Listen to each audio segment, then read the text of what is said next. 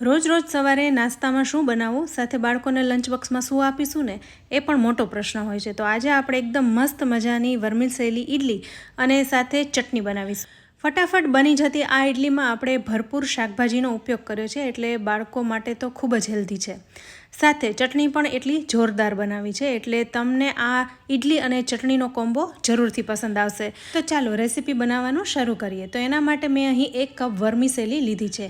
દેખાવમાં જોઈએ ને તો આ જાડી સેવ જેવી લાગે છે. આપણે જે મીઠી સેવ બનાવીએ છીએ એના કરતાં આ જાડી છે.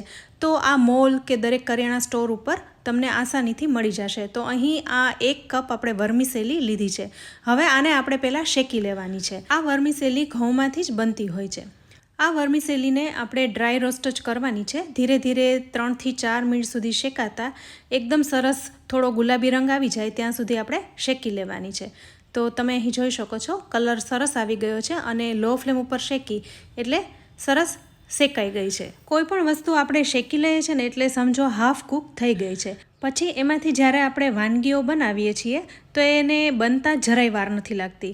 હવે આ રીતે આપણે 1/4 કપ જેવો રવો લીધો છે, જેનાથી ઇડલીમાં સારું બાઇન્ડિંગ આવશે અને ટેસ્ટી બનશે. તો રવાને પણ આવી જ રીતના આપણે થોડો શેકી લેવાનો છે. અહીં રવાનો કલર ચેન્જ ન થાય ને એટલો આપણે શેકવાનો છે. તો રવો પણ શેકાઈ ગયો છે. હવે સાથે આપણે અહીં થોડા શાકભાજી લેવાના છે. તો તમારા બાળકોને અથવા તમારા ફેમિલીમાં જે શાકભાજી ભાવતા હોય લઈ લેવાના છે. તો થોડા મેં કેપ્સિકમ લીધા છે, સાથે ગાજર અને વટાણા લીધા છે. અહીં તમને જે ભાવતા હોય એ શાકભાજી ઉમેરી શકાય. હવે અહીં અડધો કપ જેવું દહીં લીધું છે. દહીં છે એ બહુ ખાટું પણ નથી અને એકદમ ઘટ્ટ છે. તો આ દહીંમાં આપણે બધું મિક્સ કરી લેવાનું છે. તમને ખાટું ભાવતું હોય તો ખાટું પણ દહીં ઉમેરી શકાય છે. હવે બધું મિક્સ કરી લઈશું, પણ આ સેવ છે એ તરત જ પાણી છે એ સોસવા લાગશે, એટલે થોડું વધારે બાઇન્ડિંગ આવે, સોફ્ટ થાય એના માટે આપણે અડધો કપ જેવું પાણી ઉમેરી દેવાનું છે. વર્મિસેલી અને રવો શેકેલા છે ને એટલે તરત જ પાણી સોસાવા લાગશે. અહીં આ મિશ્રણને તમારે એકદમ કઠણ નથી રાખવાનું, થોડું સોફ્ટ થઈ જાય એટલું તમારે પાણી ઉમેરવાનું છે. 2-3 ચમચી વધારે પાણી જોઈએ તો ઉમેરી શકાય. હવે આ મિશ્રણને આપણે 10 મિનિટ રેસ્ટ આપીશું. 10 મિનિટમાં વર્મિસેલી અને રવાએ બધું પાણી શોષી લીધું છે. તમે જોઈ શકો છો મિશ્રણ એકદમ સોફ્ટ થઈ ગયું છે. હજુ થોડું પાણી ઉમેરવું પડે એવું મને લાગે છે, એટલે થોડું હું પાણી ઉમેરીશ. તો 1/8 કપ જેવું પાણી અહીં ઉમેરી દીધું છે અને ફરી મિક્સ કરી લીધું છે. આપણું મિશ્રણ અહીં તૈયાર થઈ ગયું છે. હવે આપણે આમાં વઘાર કરવાનો છે. તો એના માટે અડદની દાળ, ચણાની દાળ, આદુ અને મરચાંને ઝીણા સમારી લીધા છે, થોડા કાજુના ઝીણા ટુકડા અને મોટા ટુકડા અને લીમડો લીધો છે. તો હવે આપણે વઘાર કરી લઈએ. તો એક પેનમાં 3 ચમચી જેવું તેલ લેવાનું છે. તેલ ગરમ થઈ જાય એટલે 1/2 ટીસ્પૂન જેવી રાઈ ઉમેરીશું. સાથે અડદની દાળ અને ચણાની દાળને પણ ઉમેરી દેવાની છે અને પ્રોપર રીતના તેલમાં શેકી લેવાની છે. તો ચણાની દાળ અને અડદની દાળ ખાસ ઉમેરવી, એનાથી એકદમ સરસ ટેસ્ટ આવે છે. અહીં આપણે ઉપમા બનાવીએ ને એ જ રીતના વઘાર કરવાનો છે. તો વર્મિસેલી ઇડલી પણ ઉપમા જેવી લાગે છે, એટલે બહુ જ ટેસ્ટી લાગે છે. તમે એકવાર જરૂરથી બનાવજો. સાથે મેં અહીં કાજુના ટુકડા ઉમેરી દીધા છે અને તમે અહીં જોઈ શકો છો અડદની દાળ અને ચણાની દાળ પણ સરસ સતળાઈ ગઈ છે. સાથે હવે આદુ અને મરચાં ઉમેરી દેવાના છે. મરચાં આદુ છે એ તમે તમારા ટેસ્ટ પ્રમાણે ઉમેરી શકાય. થોડાક લીમડાના પાન પણ ઉમેરીશું, એનાથી પણ વધારે ટેસ્ટી લાગે છે. હવે બધું સતળાઈ જાય એટલે આપણે આ વઘાર છે એ મિશ્રણમાં ઉમેરી દેવાનું છે. અહીં મેં ગેસ બંધ કરી દીધો છે. હવે આ વઘારને આપણે મિશ્રણમાં ઉમેરી દઈશું, પણ એ પહેલાં થોડાક બેકિંગ સોડા ઉમેરીશું. બેકિંગ સોડા ઉમેરવાથી ઇડલી છે ને એકદમ સોફ્ટ થશે. હવે આ વઘારને પણ ઉમેરી દેવાનું છે. આપણે જે મીઠી સેવ બનાવતા હોઈએ છીએ ને એ મેંદામાંથી બનેલી હોય છે અને એકદમ ઝીણી હોય છે. તો એની આપણે આવી રીતના ઇડલી નથી બનાવી શકતા, કારણ કે એકદમ ઝીણી હોવાથી એકબીજા સાથે ચોટી જાય છે. પણ આ તમે વર્મિસેલીની ઇડલી બનાવો ને તો સરસ લાગે છે. હવે આપણે છેલ્લે મીઠું નહોતું ઉમેર્યું એટલે એ પણ ઉમેરી દેવાનું છે. સ્વાદ પ્રમાણે ઉમેરી મિક્સ કરી લઈશું. અહીં તમે મિશ્રણ જુઓ છો સોફ્ટ જ છે, પણ તમને એવું લાગે કે હજુ પાણી ઉમેરવાની જરૂર છે તો ઉમેરી શકાય. અહીં મિશ્રણમાં થોડા કાજુના ટુકડા ઉમેરેલા છે, પણ ઇડલી દેખાવમાં સરસ લાગે એ માટે જે અડધા કાજુના ટુકડા લીધા છે એને લો ફ્લેમ ઉપર શેકી લઈશું. તો માત્ર અડધી ચમચી જેવું તેલ લેવાનું છે અને કાજુના ટુકડા ગુલાબી રંગના થાય ત્યાં સુધી એને શેકી લઈશું.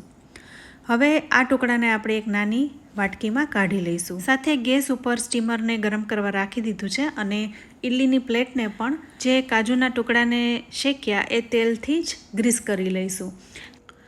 હવે ઇડલીના દરેક ખાનામાં આપણે જે કાજુ શેકીને રાખ્યા છે એ રાખી દેવાના છે, જેથી ઇડલી છે ને દેખાવામાં સરસ લાગે. હવે આપણે ઇડલીના મિશ્રણને દરેક ખાનામાં ગોઠવી દેવાનું છે. એક સરખી ઇડલી થાય એટલે એવડો જ ચમચો લેવાનો, જેથી આપણે ખાનામાં એટલું જ મિશ્રણ ભરી શકીએ. તો આટલા મિશ્રણમાંથી 6 કે 8 ઇડલી તૈયાર થશે. પછી તમારી પ્લેટ કેવડી છે એની ઉપર આધાર રાખે છે. તો હવે બધા મિશ્રણને આપણે આવી રીતના ગોઠવી દેવાનું છે. અહીં મેં 1 કપ વર્મિસેલી સામે 1/4 કપ જેવો એટલે કે પા કપ જેવો રવો લીધો છે. પણ તમારે અડધો અડદ લેવો હોય ને તો પણ લઈ શકાય, તો પણ ઇડલી એકદમ સરસ બને છે. હવે આ પ્લેટને આપણે સ્ટીમરમાં રાખી દેવાની છે. તો સ્ટીમરમાં પાણી ગરમ થઈ ચૂક્યું છે. તો આ પ્લેટને આપણે ગોઠવી દઈશું અને 10થી 15 મિનિટ માટે સ્ટીમ કરીશું. હવે ઇડલી સ્ટીમ થાય છે ને ત્યાં સુધીમાં આપણે એની સાથે ખાવાની ચટણી પણ બનાવી લઈએ. આ ચટણી એકદમ મસ્ત લાગે છે, એટલે તમે જરૂર બનાવજો. તો મિક્સર જારમાં 2 ચમચી જેવો ટોપરાનું ખમણ લીધું છે, જે ડેસિકેટેડ કોકોનટ આવે છે એ જ છે. સાથે મેં 2 ચમચી જેવા ફોતરા વગરના દાળિયા ઉમેર્યા છે. આ હળદર મીઠાવાળા છે એટલે તમે ચટણીમાં ઉમેરી શકો છો. સિમ્પલ દાળિયા હોય તો પણ ઉમેરી શકાય, પણ ફોતરા વગરના લેવાના. સાથે 2 તીખા મરચાં અને અડધા ઇંચ આદુના ટુકડાને ઝીણા સમારી ઉમેરી દીધા છે. હવે 2 થી 3 ચમચી જેવું પાણી ઉમેરી અને સ્વાદ પ્રમાણે મીઠું ઉમેરવાનું છે. આ બધું મિક્સરમાં ઝીણું વાટી લેવાનું છે. તો તમે જોઈ શકો છો કલર કેટલો સરસ આવ્યો.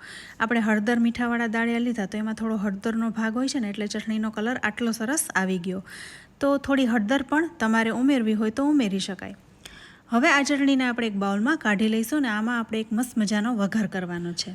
અહીં ચટણી થોડી થીક લાગી રહી છે તો ફરી હું 1 ચમચી જેવું પાણી ઉમેરી મિક્સ કરી લઈશ. સાથે મેં 1 ચમચી જેવું તેલ વઘારિયામાં ગરમ કરવા મૂકી દીધું છે. તેલ ગરમ થઈ ગયું છે તો 5 ચમચી જેવી રાઈ મૂકીશું અને લીમડાના પાન મૂકીને એની ઉપર વઘાર આપણે રેડી દેવાનો છે. તો માત્ર રાઈ અને લીમડાના પાનથી જ વઘાર એકદમ મસ્ત બની જશે. તમારે થોડી હિંગ ઉમેરવી હોય તો ઉમેરી શકાય, પણ હું નથી ઉમેરી રહી. રાઈ અને લીમડાનો વઘાર જ કરી રહી છું. તો બસ અહીં ચટણી તૈયાર થઈ ગઈ છે. તો આપણે આ ચટણી બનાવી ત્યાં સુધીમાં સ્ટીમરમાં ઇડલી પણ સ્ટીમ થઈ ગઈ છે. હવે સ્ટીમરને ખોલી જોઈ લઈશું. તો જુઓ ઇડલી એકદમ સરસ ફૂલી ગઈ છે. તો હવે આ પ્લેટને આપણે બહાર કાઢી લેવાની છે. અહીં 10 થી 12 મિનિટમાં ઇડલી સરસ સ્ટીમ થઈ જશે. તો પ્લેટને બહાર કાઢી લેવાની છે. તો જુઓ ઇડલી કેટલી સરસ દેખાઈ રહી છે. બાળકોને જો ઇડલી ભાવતી હોય અને એમાં તમારે વેરિએશન લઈ આવવું હોય તો આવી રીતના તમે કરી શકો છો. હવે આ ઇડલી થોડી ઘણી ઠરી જાય પછી આપણે બહાર કાઢી લઈશું. તો જુઓ તરત જ ઉખડી જાય છે અને કેટલી સરસ ઇડલી થઈ છે. આપણે કાજુ મૂક્યા એટલે દેખાવમાં ખૂબ જ સરસ લાગી રહ્યા છે. તો બસ હવે આ ઇડલીને આપણે ચટણી સાથે પીરસી લઈએ. તો ફ્રેન્ડ્સ, તમને આજે આ ઇડલી અને ચટણીની રેસીપી કેવી લાગી? જો રેસીપી ગમી હોય ને તો વિડીયોને લાઇક અને શેર જરૂરથી કરજો. તમે પણ આવી રીતે બનાવજો અને તમારો ફીડબેક કમેન્ટ બોક્સમાં જરૂરથી આપજો. સાથે અમારી ચેનલ કિચન સિરીઝને સબસ્ક્રાઈબ કરી લેજો અને અમારા ફેસબુક પેજને લાઇક કરી ફોલો કરજો. તો તમે અહીં જોઈ શકો છો ઇડલી એકદમ સોફ્ટ બની છે અને ચટણી સાથે તો મજા પડી જાય એવી છે. તો ફરી મળીશું આવી એક ઉપયોગી રેસીપી સાથે. ત્યાં સુધી આવજો.